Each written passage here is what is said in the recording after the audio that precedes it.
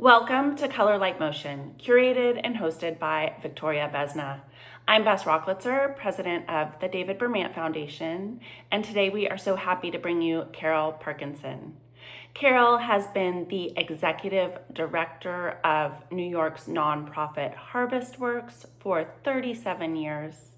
Please welcome Carol and enjoy her talk titled Shaping Experimental Arts.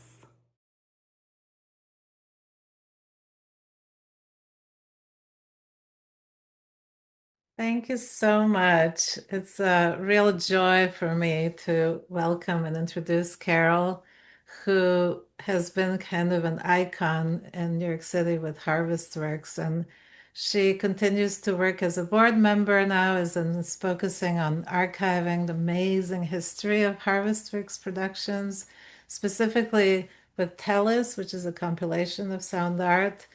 And just on a personal note, my relationship with Harvestworks started way in the 80s when I was running around in the East Village with a band. And we would always go for a quick and affordable video or sound editing, usually after hours. They give us a better deal. So it's just such a vital space that survived. It's a nonprofit experimental space that still remains that at its heart. And to a large, large degree, this is through Carol's vision and dedication to this community. Our direct collaboration started actually with a piece I did called Blue Morph that was presented at the St. Cornelius Chapel at Governor's Island as part of I think it was called Wave series, interactive arts. I'm not sure, it's been so long, 2011. And Paul Geluso, who's joining us today, engineered the sound, and this continued to be also a wonderful relationship. We've been creative partners since. We're also joined by Ivana Dama, who is a recent addition. She was actually assistant director at UCLA Arts Sci for about 3 years until recently. Now she's joined Harvestworks as the interim director. So it's very intergenerational what you have now and a real community. Carol's going to talk about experimental practices over the decades. I'm excited actually because there's so much. I'm curious what she curated for us. But she did tell me that it's going to be Christian Marclay, Alan Rath, and Takis who are in the collection. And also, I'm honored Blue Morph, which was created by myself and a group of people, including nanoscientist Jimjevsky, that was presented at the New York Electronic Art Festival and also supported by the David Bermant Foundation. So it's kind of a full circle. And this episode, which is the 29th in the series, feels somehow especially meaningful to me because it's really showing the community the breadth, the kind of marathon of belief of this kind of work that keeps searching and finding out new ways to listen and to interact. So please welcome, welcome, and thank you, Carol, for taking the time to prepare this talk for us. I think I'm live. Hi. You are live, yes. Okay. Okay, well, thanks, Victoria. I do really appreciate this opportunity to put together events that I've scheduled over the years at Harvestworks and sort of to hone in on my curatorial aesthetic as it may be. So thank you so much, all of you, for coming to Shaping the Experimental Arts. And this is a presentation about my history as an artist, my relationship with Harvestworks as a nonprofit artist-run art space, and the connections with the David Bermant collection. As Victoria said, Harvestworks is based in New York City, started in 1977 by experimental sound artists. And again, thanks to Victoria, the David Bermant Foundation, and the Art Sci team for giving me this opportunity.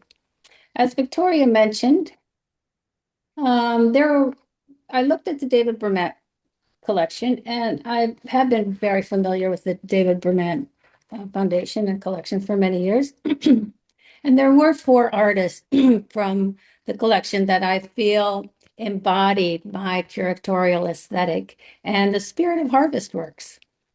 And those four artists are Taki, with his piece Musicale London, which was metal wood magnets, needles, guitar string, and electricity. And this was a mechanical sculpture done in 1978, very influential. There it was the Alan Rath desktop breather, which was 1988, aluminum electronics and speaker. And then Christian Marclay's 1994 wind-up guitar, which is a lacquered six-string guitar and music box mechanisms. And then Victoria Vesna's 2003 Nano Mandala, which is steel white sand projector, computer mirrors, and sound. So all of those pieces from the collection, I think, reflect some of the interests that I've had at Harvestworks here. Let's see what we can.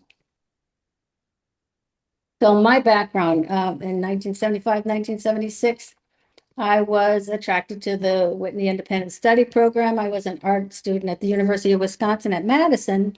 Found out that the Whitney Museum's Independent Study Program would give me school credits. It was my gateway to New York City.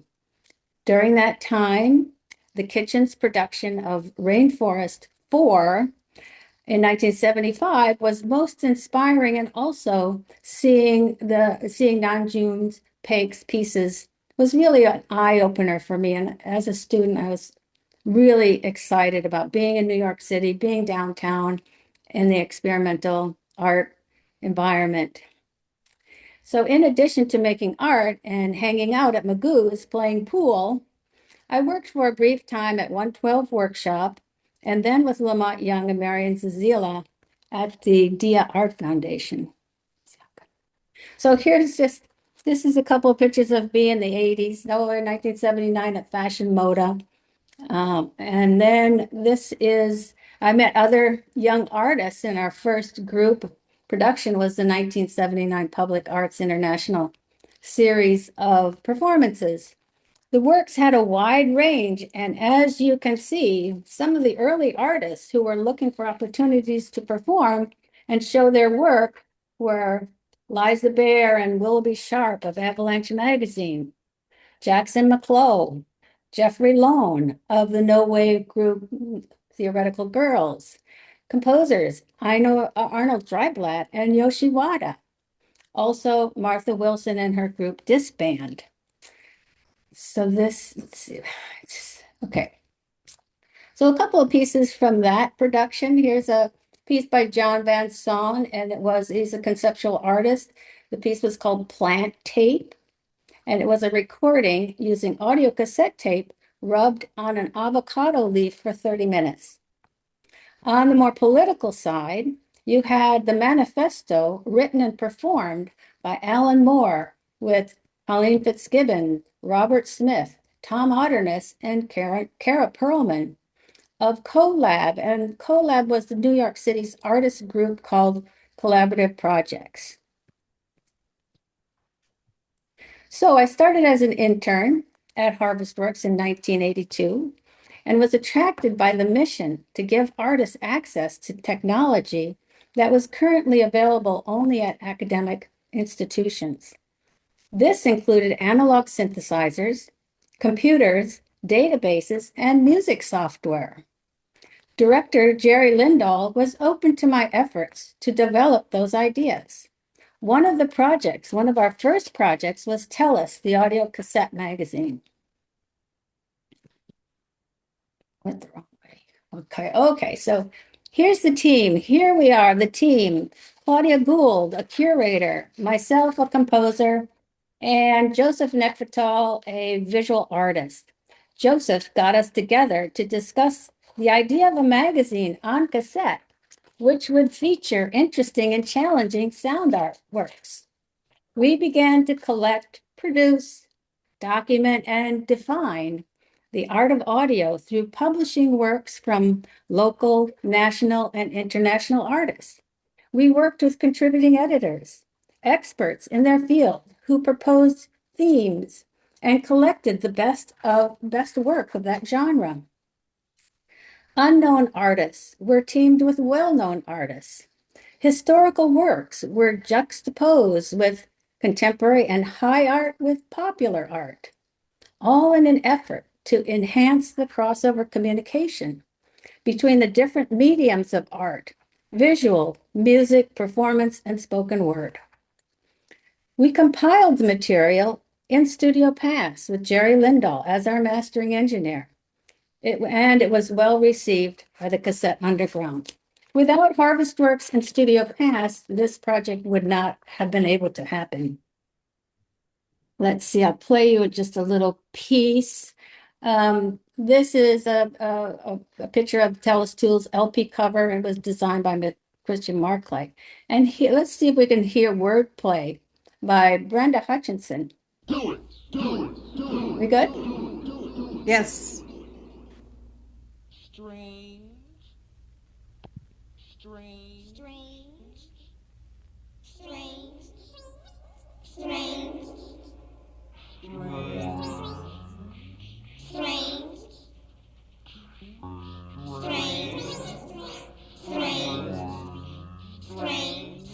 strange, strange,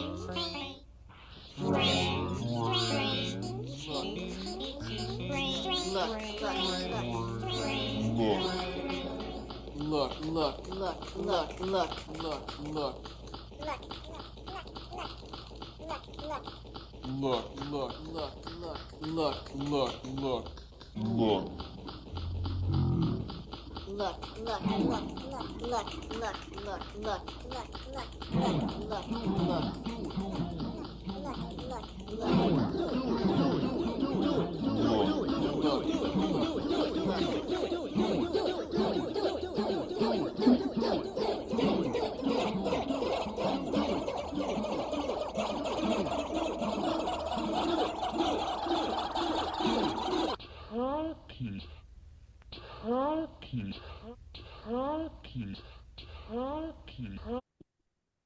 So wordplay, which we just heard, was composed for the experimental film cult favorite called Liquid Sky. And that was directed by Slava Zuckerman, who was a Studio Pass client. And if you listen to it, it was using the Fairlight computer music instrument, which Harvestworks had offered to the composer community to come in and learn. The Fairlight was one of the first computer musical instruments that were available to the general public. It had 8-inch floppy disks, which gives you an idea, and 8-bit sampling. So as you heard, as you heard in wordplay, there's a lot of sampling and a lot of pitch shifting going on in that piece. So this piece, Longitudinal Vibration, is by Ellen Fullman. It's a musical instrument composed of 50-foot wires coupled to a plywood box resonator. This is 1984.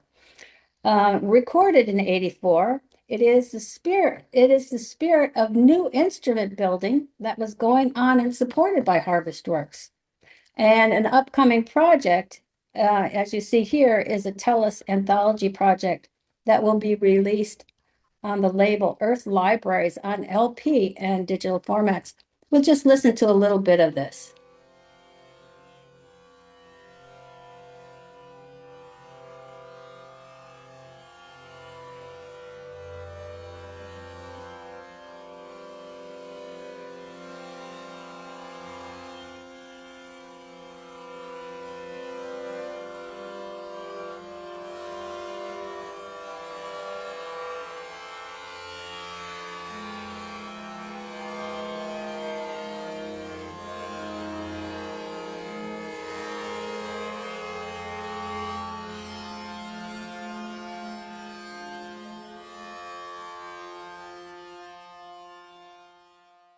Okay, so we'll go on. In 1986, I was the assistant to curators Gerald Lindahl and Bill and Mary Buchan for the exhibition called SoundWave New York City. It took place at City Gallery, Performance Space 122, Public Image Gallery, and the Bronx River Art Space. The works were dynamic, technologically driven, and experimental. The goal was to bring new artists and new audiences to the field of audio art and to better define this rapidly evolving art form. One of the more innovative production elements was that each sound artwork was triggered by the proximity of the viewer. And that was actually in 1986. And I was interested in this feature and saw it as a solution, as it was presented, a solution to the presentation of group exhibitions of sound art. And it became a curatorial focus for me in later years. Collins. So here we have Nick Collins, and this is the piece that sort of, I thought, related to Taki's Musicale London. Nicholas Collins' work called Under the Sun 2 was a stretched steel wire over a length of train track rigged with a mechanism to the reciprocating rod of the locomotive's piston so that the train plucked and banged the wire as it moved. Is that awesome? Trundling down the track, the train played overtones of the wire, creating sound that was similar to the sound that you heard of the Ellen Fullman's TELLUS track that I just played. And the train auto-reversed at each end. And that little snippet was taken from Nicholas Collins' text called Backwards Electric Guitar, and you can find that on the web. And so the next piece, I was also inspired by the work of Ron Quivola. In Aqua Vitae, this piece that you're seeing here, an aluminum plate hangs over a bowl filled with salt water. Periodically, a timer applies 12,000 volts to the water and the aluminum plate, generating a spark. The spark moves across the surface of the water, its precise location determined by the water ripples generated by previous sparks. The sound quality of the spark changes with this movement, as does the light cast outwards by the lensing effect of the bowl. I thought that was pretty awesome. Ron was also published on TELLUS number 2. And to give you an idea of Ron's aesthetic, his piece called TI intends to enforce its intellectual properties to the fullest extent permitted by law was an attempt to display and analyze the disembodied corporate imagination that devised the military and time weather vocabularies. So that was fascinating. That was another fascinating piece. It had an element of danger that was very attractive. This is Christian Marclay's piece. And Christian was also a significant figure in the community of Studio Pass in the early days. This piece, Recycled Records, consisted of eight records that were cut and recombined and then played simultaneously in performance. The slices cut from the vinyl discs were assembled into objects that played strange new sounds, as you can see from the image here. The series pushed the idea of the record as a mass-produced object and instead created something unique and unpredictable. And that's a quote from I got the quote from the Frankel Gallery about recycled records. And we did publish Christian and his piece called Groove on TELLUS number 8, and he also did the cover for the TELLUS LP, TELLUS Tools LP. So SoundWave New York City also included performances. The format used here, which included an exhibition programmed with intermittent performances and workshops, continued throughout the history of Harvestworks. We're still programming with that format today. In a catalog essay by Gerald Lindahl, he says, by designing and solving a myriad problems within each audio artwork, electronic, mechanical, electromechanical, sculptural, materials, computers, and art and design, the artist is rejecting the notion that one should relegate problem solving to specialists. They reject the idea that technology supersedes the individual by learning to use those technologies in their work. The audio artist also rejects the pomposity inherent in the notion of high art by creating works that are interactive and even fun. In short, audio artists look forward to the new order in art while continuing to present work that has the authenticity inherent in true creation. So that's a spectacular quote from the SoundWaves catalog, and it just again shapes the aesthetic, my aesthetic and my programming at Harvestworks over many years. So this is in 1992, as a follow-up for the SoundWave NYC show,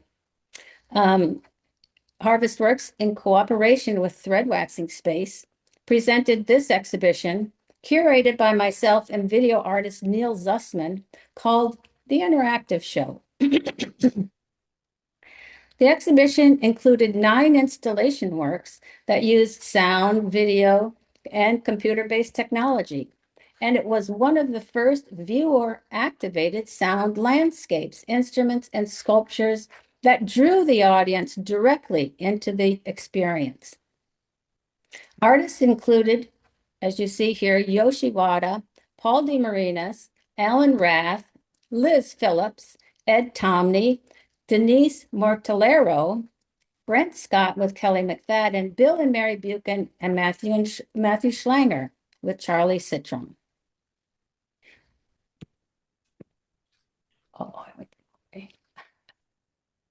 So this is an installation shot from the interactive show, and this installation photo is from Art Forum, and we did get a review in Art Forum.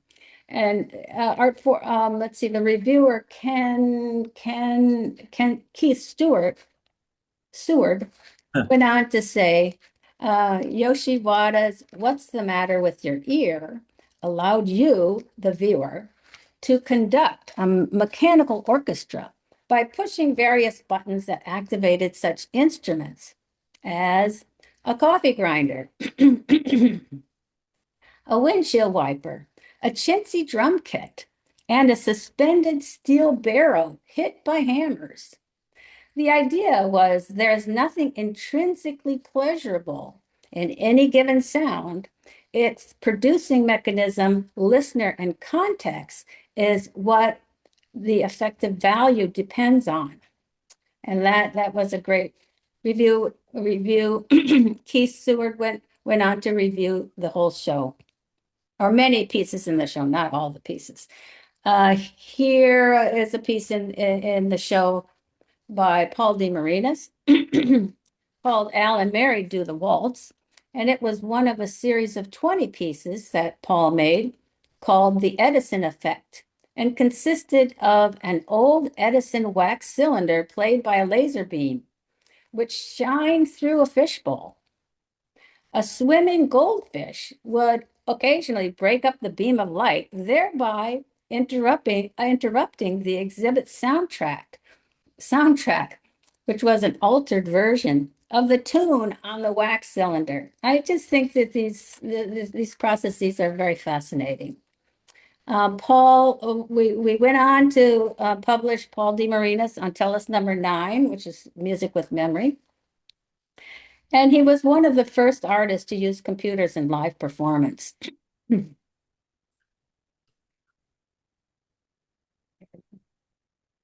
Here is a piece by Liz Phillips called Wavetable. A Wavetable in 1992 was a sound-activated installation of waves and responsive sound whistles that use sustained delays and transposed responses. The aluminum table structure was made to resonate like a steel drum at multiple frequencies, each each resonant to a sub-audio frequency to create the waves. And you know, as you can see throughout this presentation, that there is an interest in science and its interaction with art, and these artists that are using scientific ways possibly to explain or to create their pieces. So here is the piece by Alan Rath. I believe this is a piece by Alan Rath. Alan Rath's Vanity was a mixed media piece, approximately 50 by 50 by 30 in wood aluminum mirror with custom electronics and a CRT. You know, unfortunately, I have lost some of the documentation from the show, and I don't have a photograph of the piece. This is from Alan's website. And as a video artist, my co-curator, Neil Zussman, knew of Alan's work. And I believe Vanity is the wall piece in the installation photo next to the Yoshi Wada piece that I showed you before, that installation shot from Art Forum. And if any of you can provide me with more information, just email me or get in touch somehow and let me know so I can add it to the presentation here. So that really takes care of the two early exhibitions that sort of shaped the exhibitions that came after.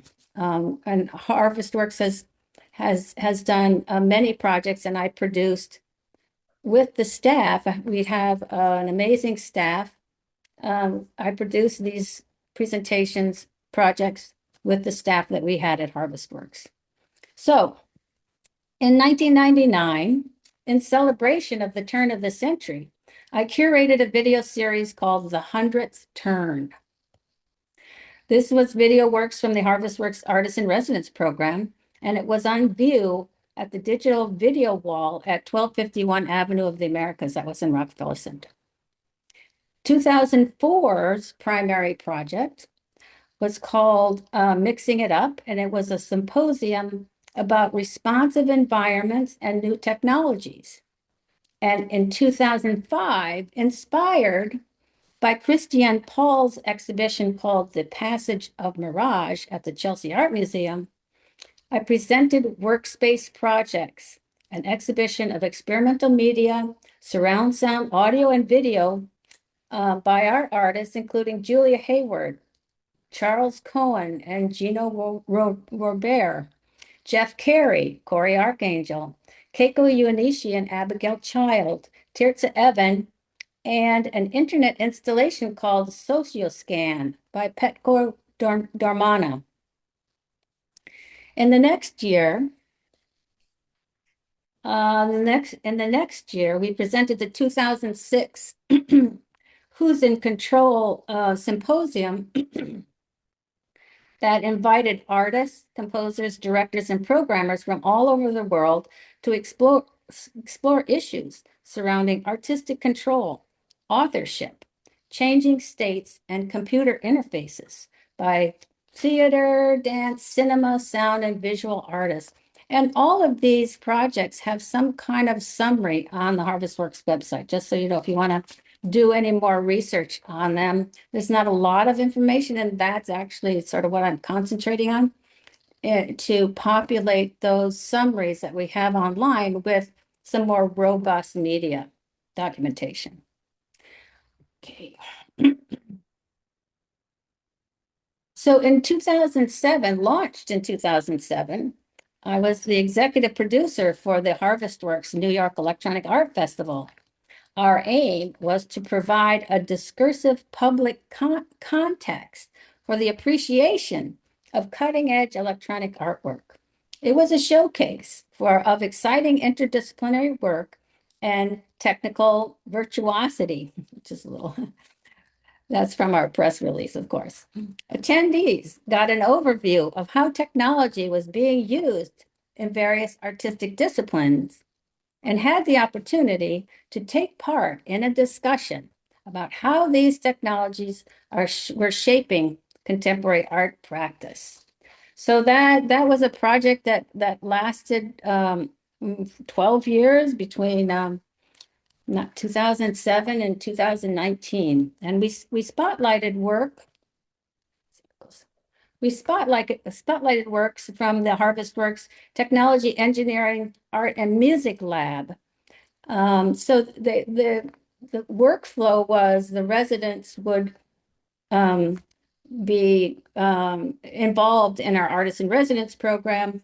Engineers and programmers would assist them in the creation of the work through that program, and then we would present the work in these biennial festivals. The first festival was presented in partnership with New York University and the International New Instruments for Musical Expression Conference. And as I said, it was followed up by biennial festivals up to 2019.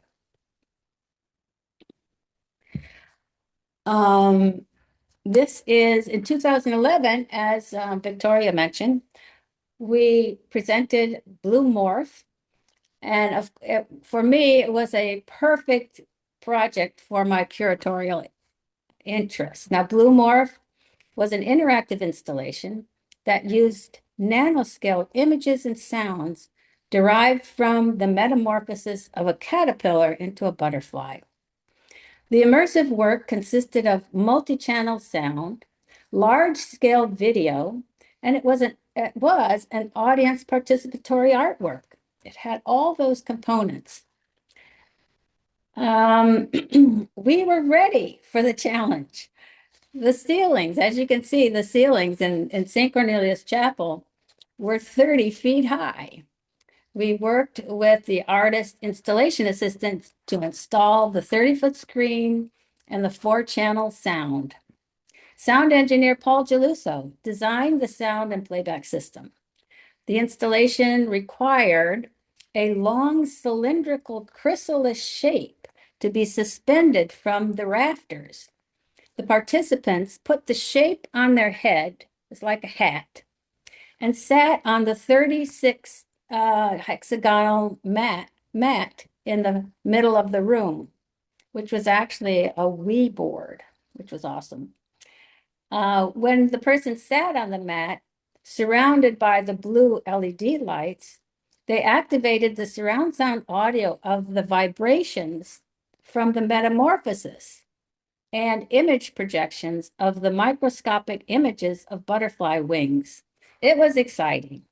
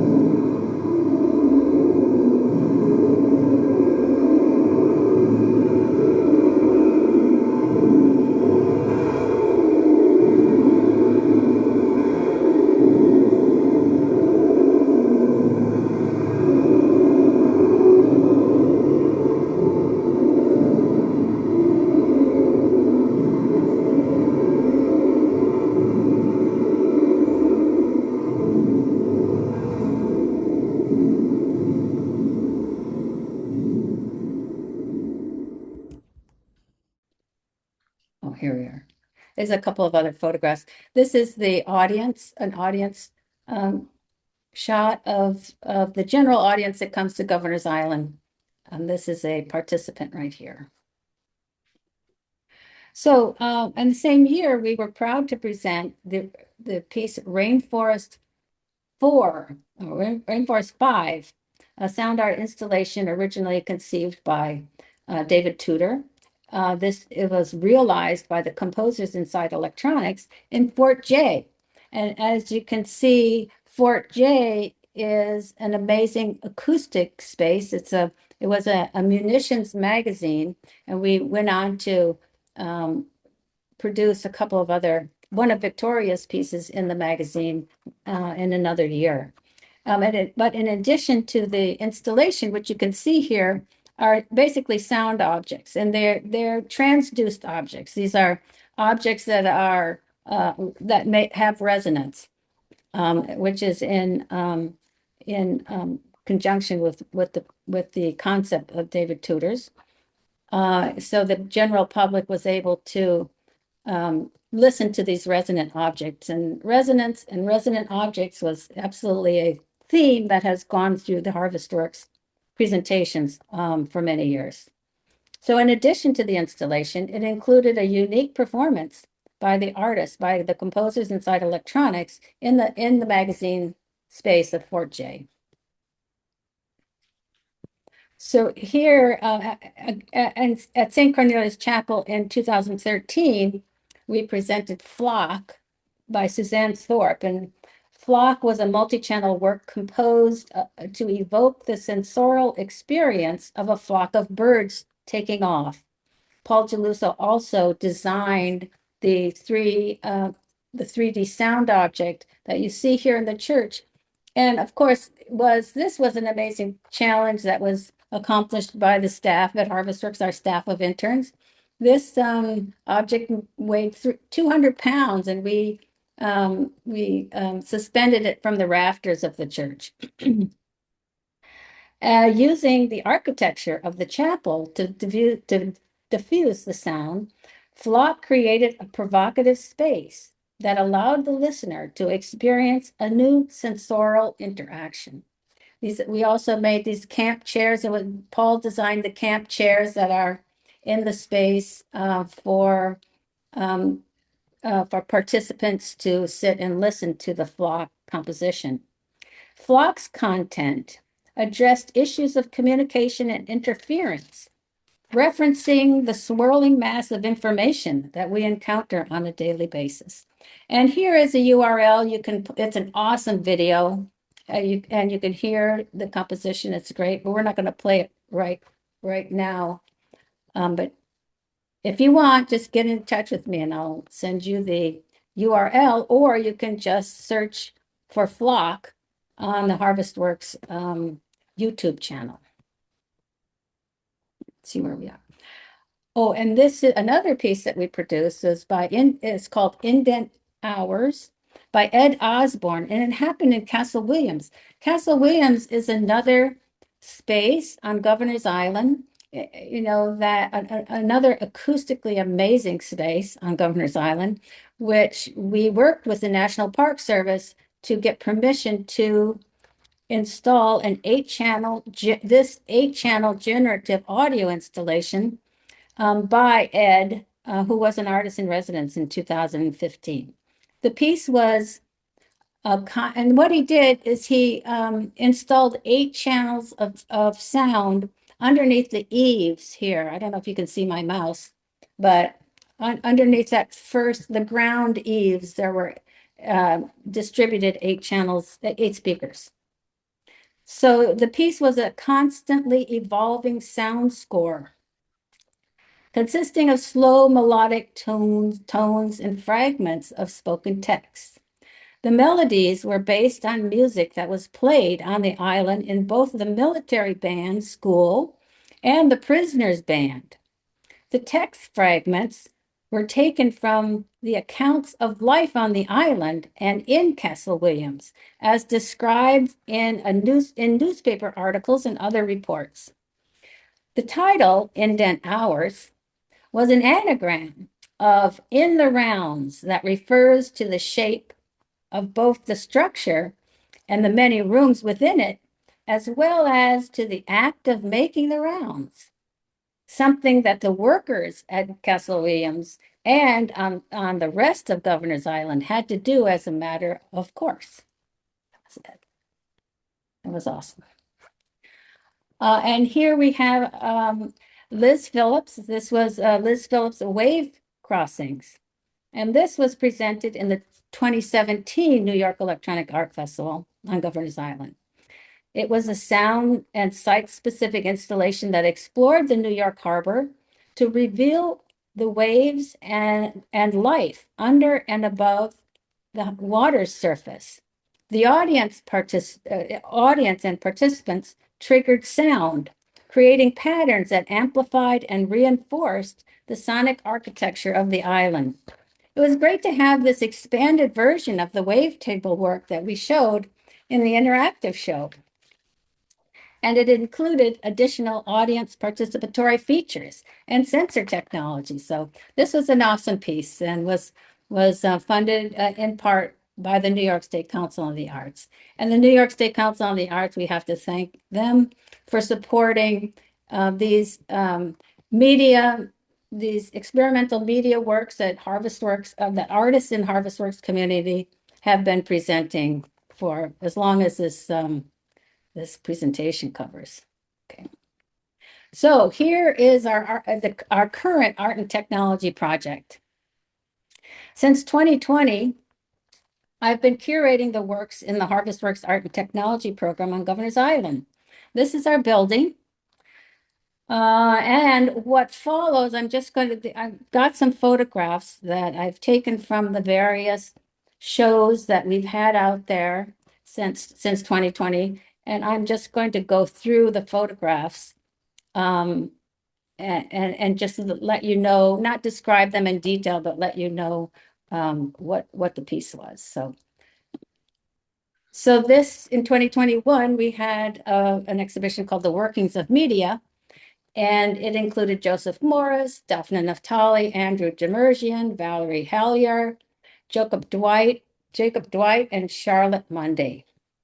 And as you see here on the poster, we're in Building 10A. We're only open weekends from 11 to 5. And this is an installation shot from Andrew Demerjian's work. Gee, I don't have the title with me. But as you see, you know, this house is perfect for us, and it's perfect for our media artists. It's a 3-bedroom house with a dining room and a parlor and a kitchen and a pantry. And each artist is assigned a room in which they are able to install their work and their media work with sound and video as they envision it. There's not a group environment, a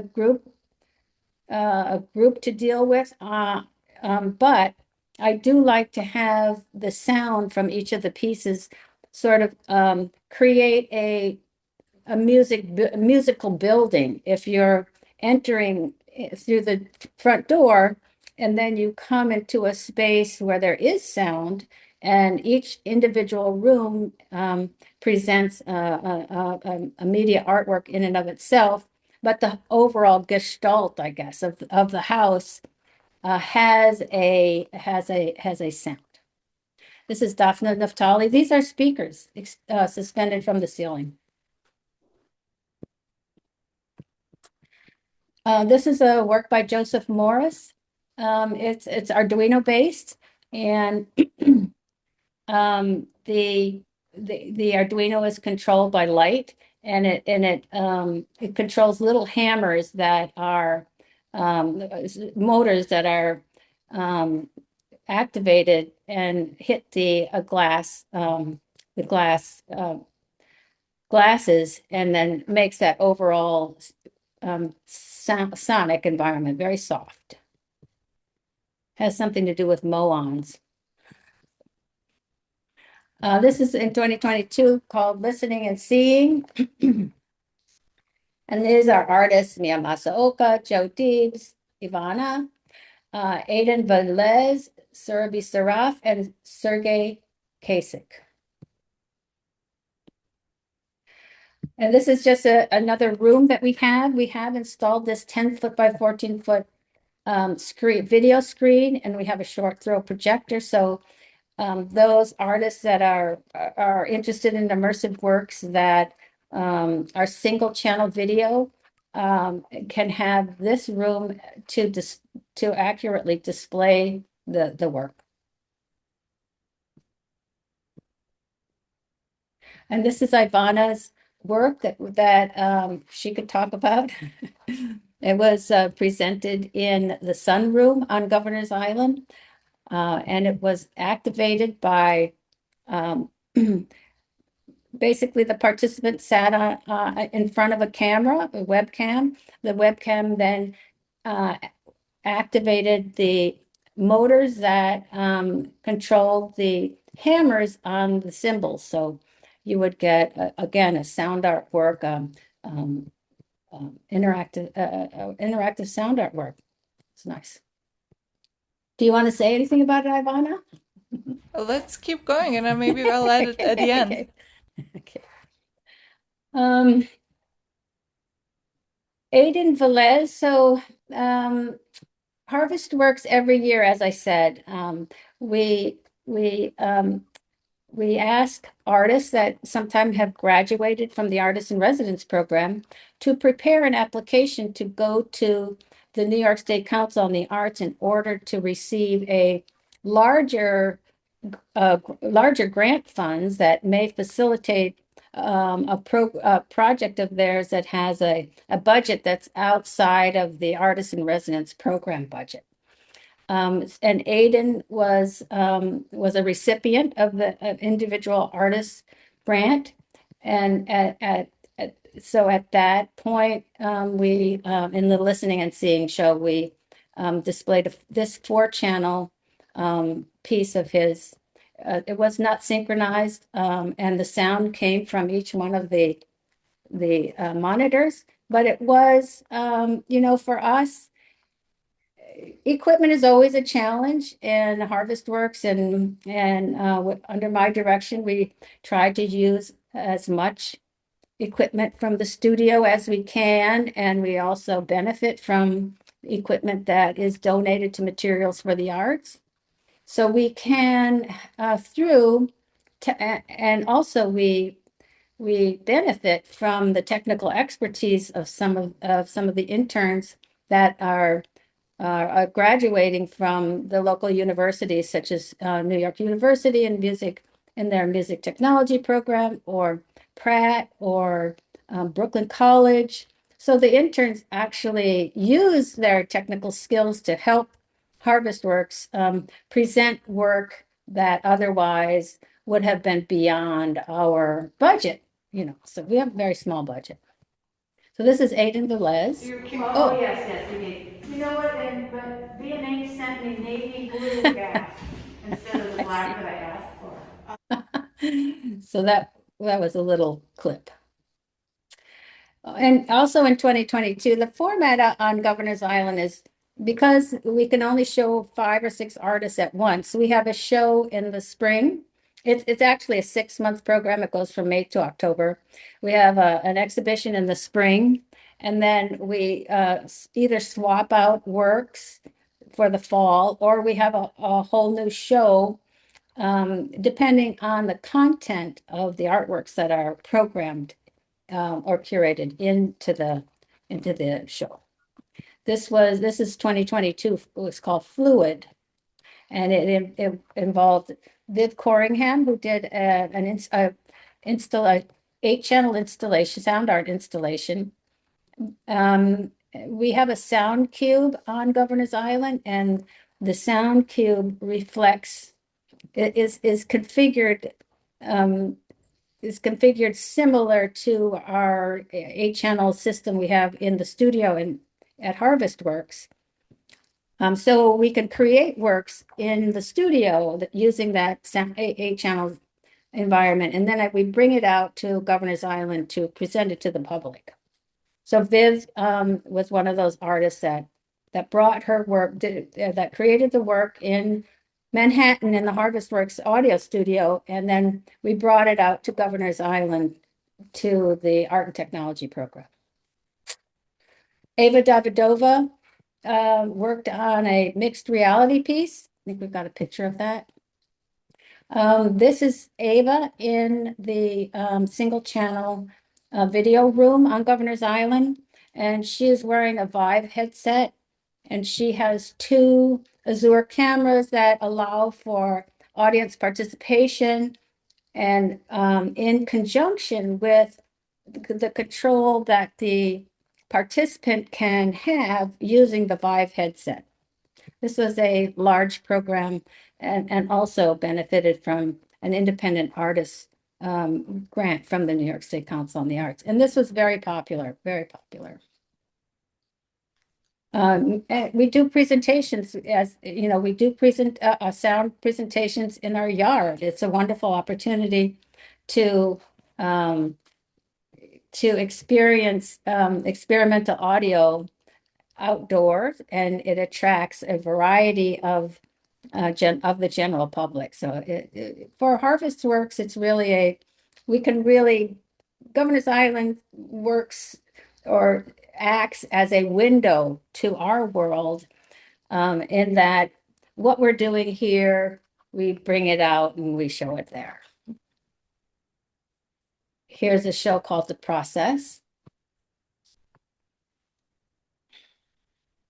And it was about the process of creating art and technology artworks. We had a great piece by Bob Alecki and David Behrman.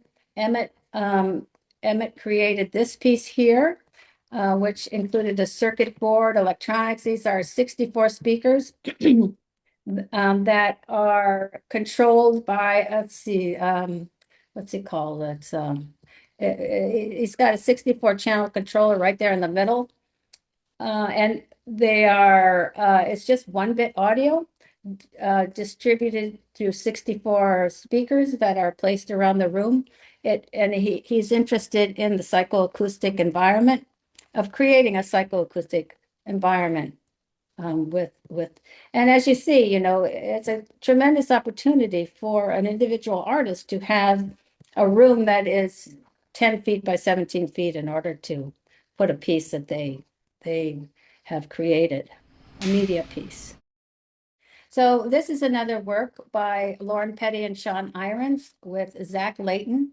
And this was an exciting piece of, I don't know, they had 3 screens, 4 monitors, and an 8-channel audio piece, which was based on an early chatbot, artificial intelligence, which basically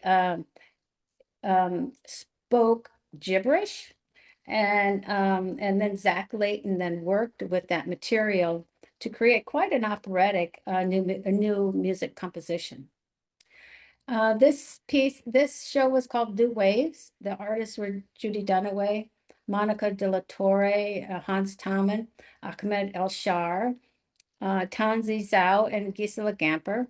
Ahmed El-Shar was a technology immersion artist, and that is a new program of Harvestworks where it's more of an education program for artists that of limited resources who want to make digital media artworks but don't have the resources and the knowledge to do that. So we do a series of seminars that jumpstart the ideas and the equipment that's needed and the software that will help these young artists create new digital media works. This piece was called Starcatcher by Adele Lynn and Matt Pinner. It was a piece that was run by a Vive.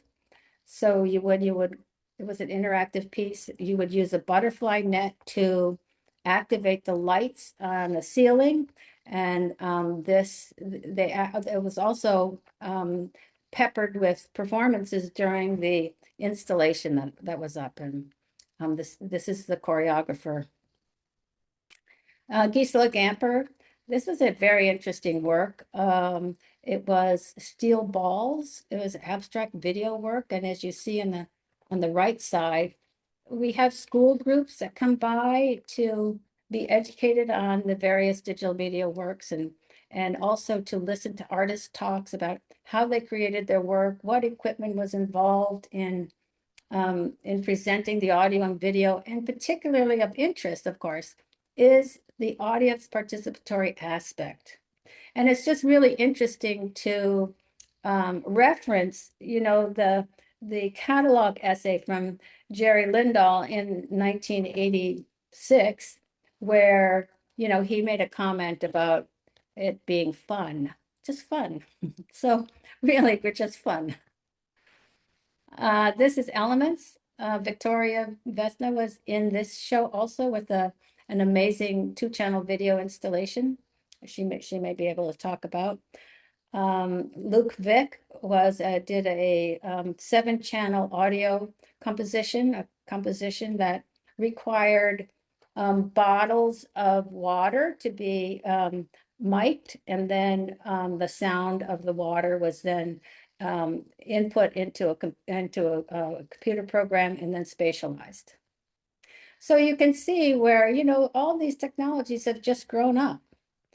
And as artists see these works, which is the purpose of it, as artists see these works, they want to do it. And that sort of, follows, along with the goal of TELLUS, which was to enable artists to who are not represented. They're doing their own work in their own studio. They want to get their work out to a greater public. So you just offer them a platform, such as at that time it was audio cassette. You just offer them a platform, and then they will distribute the work and other people will pick it up. I mean, I'm sure that it's a very standard way of working, but it's tried and true. Here's Monica Duncan and Sanam Perlier. As you see here, I mean, if you can see, Monica is using a wobulator. And the early experimental TV center allowed access to experimental artists who were interested in unusual ways of processing a television image, similar to the Nam June Paik's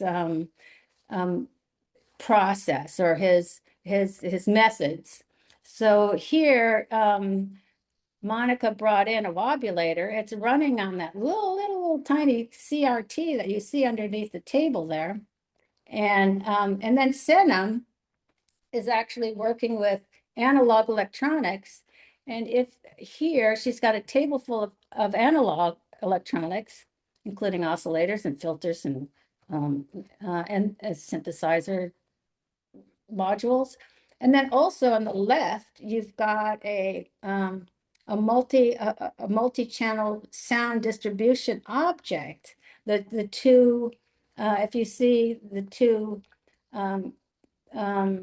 things, the two cylinders hanging from the bar on the left side. So this was like an amazing, and I think Paul actually worked on designing those sound dispersion units with Senum in the Artist in Residence program. So this is a really wonderful combination of all the elements that have come from long ago, not long ago, but anyway. Okay. And this is time-based art. So this is, we're up to May 17th, 2025. And I think that's my last slide. Yes. Thank you. Oof. Am I back? You Yes. are back. You are back. How amazing is that? Really, just it's stunning. Let me say that you as the audience are the first people to experience this kind of No. archival dump. Well, I have to say, I do remember in the spring when you were part of the Sound and Science Symposium we did as part of the Pacific Standard Time program. You did give a little bit of an overview that made me actually want to do something like this because I realized, wow, it's such a gift, and really anybody who's teaching, this will become such a resource. So, And really, it's just the tip of the iceberg. I mean, when I was doing the yes, research on those projects, each exactly. one of those projects, although there's just a summary listed on our website, has significant information and material behind it, including bios of the artists and what pieces they presented. It's like amazing. I was amazed. It's because you just kept going, right? And putting stuff into the boxes. Really wonderful. So, Paul, welcome back. And Ivan, are you with us? Come on in. Let's ask her to unmute. Paul, do you have some feedback? Yeah, just amazing, Carol. Thanks so much for leading Okay. those projects. Many before my time, and just recalling all those projects we did at Harvestworks with so many artists coming through. It's just incredible, and thanks for putting it all together for everyone.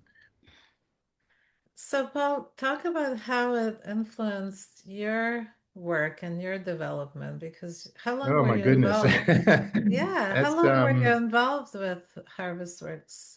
Yeah, I have so many ways to thank Harvestworks for getting me into this world. Real quick, I was coming from I had a degree in electrical engineering, and I was playing in rock bands and starting to get involved in experimental music. And I was hired at Harvestworks as like the third engineer down because I knew Pro Tools because NYU had a very early version of Pro Tools, and so did Harvestworks. We were one of the only two places where you could use Pro Tools in New York City at the time, actually. We had the prototypes. Just showing up at NYU first and then quickly after going down to Harvestworks, just getting thrown into the whole scene there, I just fell in love with everything people were doing at Harvestworks and working with the artists. And I did not go to art school. I went to electrical engineering school, and I got all my arts education sitting in that chair, learning from the best and amazing people, working That's with right. them. I mean, there were no schools in interactive arts. It just didn't exist. The media arts really, when was it? It started, I was one of the people starting those programs, right? So we're Hmm. talking about late 90s, early 2000s. So what you're talking about, the 80s and 90s, that was self-learning. That was absolutely just figuring things It out and was. being creative with it and just going through whatever resources we could get. And Harvestworks was really the place where you could go. Like I said, Yeah, I mean, the artists were fearless, the engineers were fearless, Carol was fearless, because there was nothing to compare it to. Just we were no, just doing new things, and there was no, there's no stress actually, because if it didn't work, it didn't yeah, work. We were in yeah. development, so that was a wonderful environment to work with. There was some funding, there was the studio, there was support, there was organization, just all the elements you need to do some interesting work. Yeah, so Joshua says that the mere idea of public access synthesizer pass was transformative. And Mm. that's true. The synthesizers, oh my God, every time there was something new with that. And then the video, right, with MTV when it came in, it was just such a cable TV. Everybody remembers Channel C. Yeah. I was actually hosting a thing on Channel C, and we were all thinking freedom of media, having no idea where it's gonna go. All the freedom's gone. And the systems weren't that all that complex. We were Yeah, working with I remember making trips down to Canal Street to buy stuff and put it together and build things. We did have some good gear, but not a ton of it. Not the same amount of gear that some of the higher ed places had. We had select pieces of equipment, but we did amazing things with what we had. And that's where you see how the artists in the collection, especially Carol picked Christian Marclay and Alan Rath. They kind of came out of that scene and then Mhm. entered into the gallery, and it became more formalized, of course, but Mhm. as we have witnessed in many ways. So it's just wonderful to have this and to have you focus, Carol, on the archive. It's so worth it, and I hope you get some good support to really do a good job, because it gets lost and a lot of it is ephemeral. A lot of it was not even documented so well, which was similar actually to the Berman collection. Before I came in, actually with Ann Nimitz, who was in our last episode, we were the first ones to actually document what happened. Up to that point, David was just collecting and putting in his house, and he was loving it, but it wasn't really like thinking about the importance of this lineage, that it's truly a lineage of experimentalism and trying to relate to our environment and our societies, and making the noise and the sounds part of it. Really, the key is the color, light, motion, really, just to make things move and be connected to contemporary states.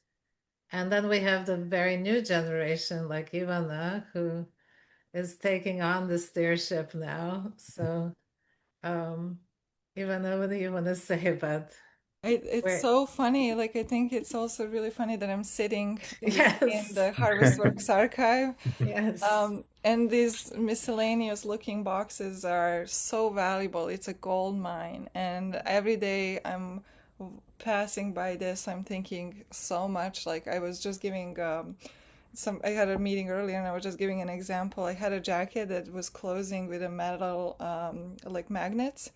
And I stopped wearing this jacket being worried about the tapes at the space when I pass by them, that I would maybe affect them.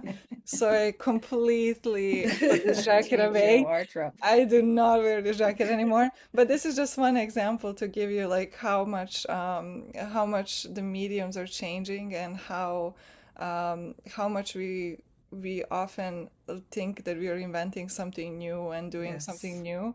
But what I really like about the David Berman Foundation is, even, I was in academia, I was teaching at Columbia last semester, I would open the David Berman website a lot of times and be like, look at this project, this was done back then, look at this project, or look through Harvestworks projects and just refer to things that were done back in 70s and 80s that seem so new today.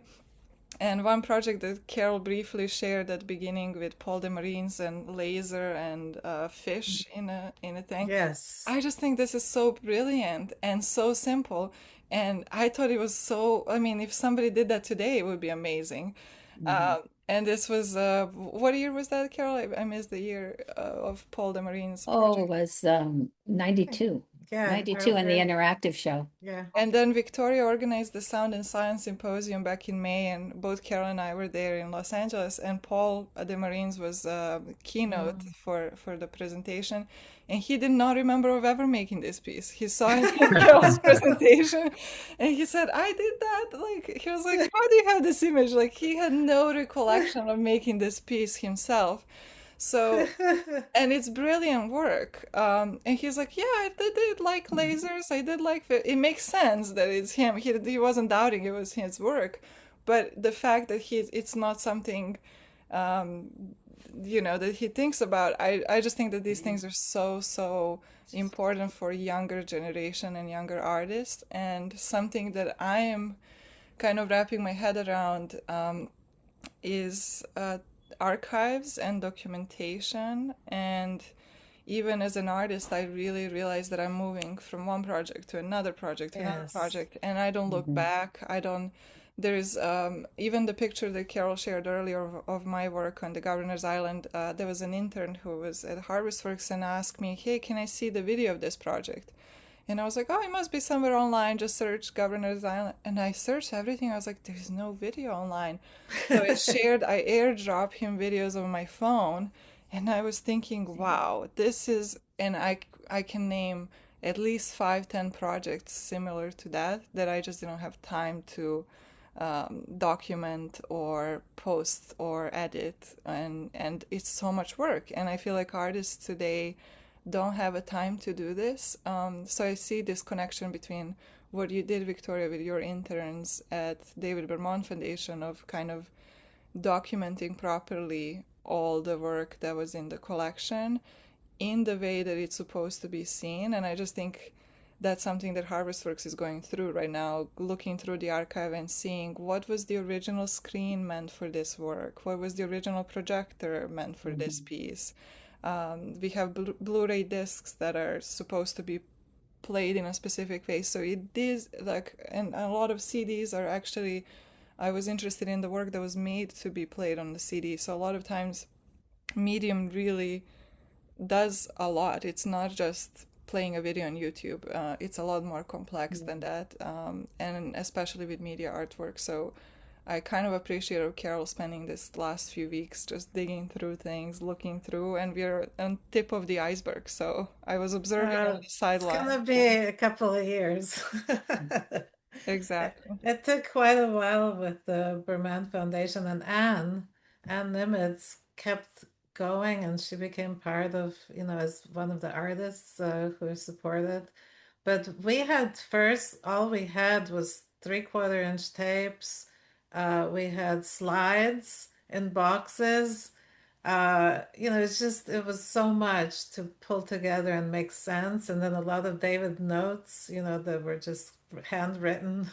So, yeah, and some of it even disappeared. I think we saved as much as we could, but a lot of it gets lost in the process. It just is a testament to how this lineage of artwork is all about discovery, and that's why it's so related to scientists and scientists' way of producing and thinking. It's really discovering what about our own way of being in the world today that's so technological and then so disconnected from nature. And there's this constant kind of tug and pull and push on how to connect to natural systems using technology, and that at the same time expanding that. And it's more important than ever. And, scientists just keep experimenting and keep trying to discover more. And we're doing the same. So that now that it's coming together, I feel, and I have been all along feeling hopeful about it, because when these two areas really come together, it's very powerful. And they've been disconnected for way too long. And academia is really too slow on connecting it because they're so segregated, and it's so crystallized, it's almost impossible to change. So having these kind of organizations outside of academia is so necessary for survival of this kind of spirit and this incredibly materialistic and consumerist world that we're in. We're just getting swallowed on every level, and it's just really critical. So I so appreciate what you're doing, and also Bess for supporting the young artists and the new works that are coming in that kind of follow this lineage. It's really a lot of gratitude from my side too. I wanted to just add one more word that I was thinking for today completely, experimentation, and it adds to what Victoria was talking about, that in a lot of times in schools you have a tendency to call everything experimental, but it really is not. Like, it's so much playing safe because there's protocols for everything, especially in sciences, and developing new tools and new things. Like, it's like a whole process of what has to happen. And I like the quick turnaround at Harvestworks. We sometimes put a chair to hold this thing just to make it work, or like it's a thing that holds a thing that holds a thing, that it's just testing it immediately on the spot. And you have amazing people like Paul Geluso who are just open, and a lot of engineers who come through Harvestworks, they're just open to artists' ideas, and if we have to make speakers that face multiple directions, we'll make it, you know. So it's the design ideas and these solutions happen instantly, which happens so it would take years to do this in academia in a way, because everything gets too academic and contextualized. And the legal issues. And so, so Carol, do you remember when we did the Birdsong Diamond at Times Square? And I Right, was right. like, nobody will be able to hear us. So in a day, we took a broomstick and then the domes. We went quickly, bought the best headphones, noise canceling, and we just did a whole new thing. And I have so little documentation of that for exactly what we're talking about because it was just on the run, but it really worked. It was really marvelous to have that excitement, you know, and to have the public totally relate to it. And for Paul, you know, I totally consider Paul an artist. He's a sculptor with sound and a collaborator. And a lot of times this is misunderstood, and I've seen it actually many times misunderstood when somebody is in support of work and not recognized for actually shaping it. I consider Paul's work very much as sculpture and as someone who helps build the building with the artist. I know that's my experience. I've never felt like Paul's just doing something that's helping. It's more like, okay, I have a real master here that's going to help me shape the space, that's going to feel like architecture. And I really appreciate your work, Paul. Thank you for supporting my work all this time and working together because you're pretty amazing. Oh, it's my pleasure. I mean, like I said, it's I mean, artists would come in with like yourself with a concept, and I kind of have a good hold on the technology, so I can offer different ways to do things, and it's real true collaboration is the way I look at it. And yeah, just we just working on the spot. I guess the thing is I never planned anything. So when That's people why came it in, works. peop- Exactly. yeah, people did all the planning and conceptual work, which is the hard part, I think. I have the more fun part of just, making it happen for everyone. So it's been great. Thank It's you. very cool. Your students are very lucky. So the two people who joined us, Greg and Seth, would you like to chime in and say a few words?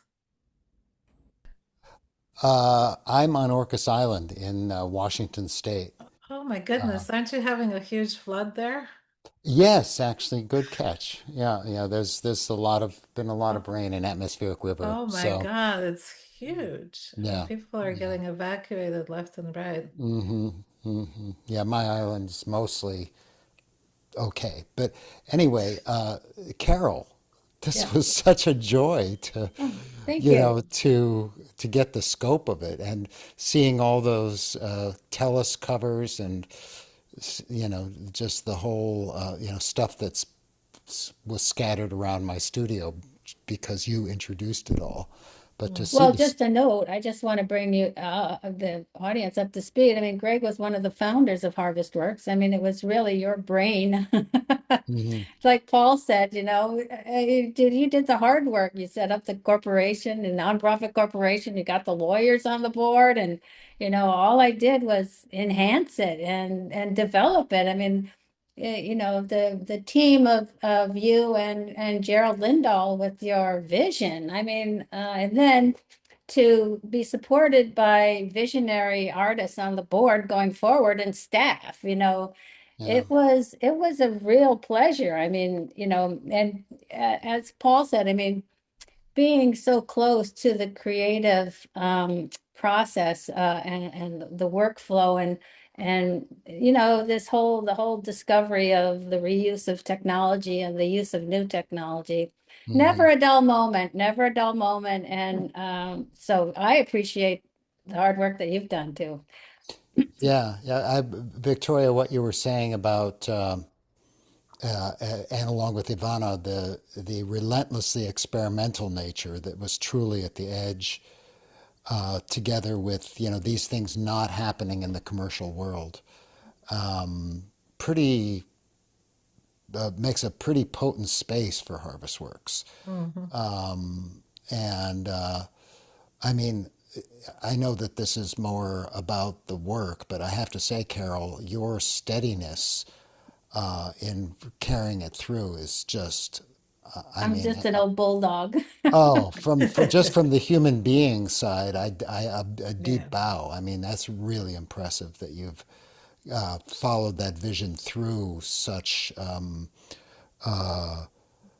it's not easy, and I know that. And yeah, huge applause. Thank you for whoever put that Thank up. you. Yeah, yeah. Thank you very much.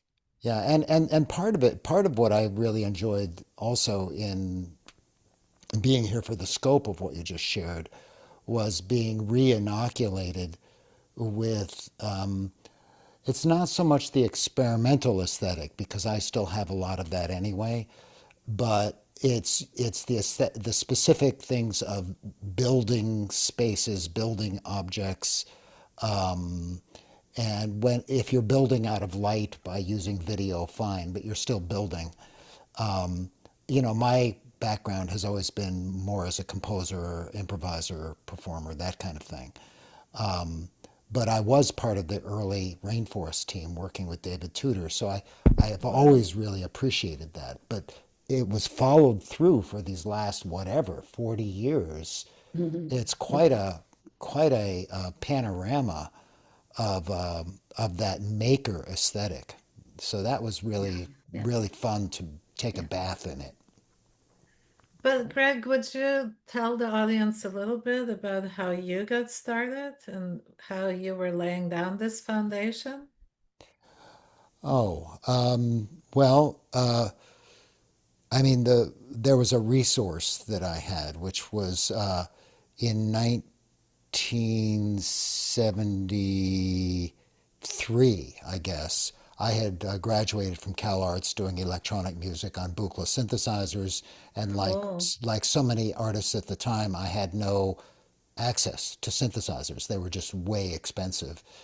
And looking for some synthesizers, I had heard that CBS Musical Instruments, who had purchased Don Buchla's 100 series stuff, was selling out. So I went down there, ended up buying their stuff for very little money.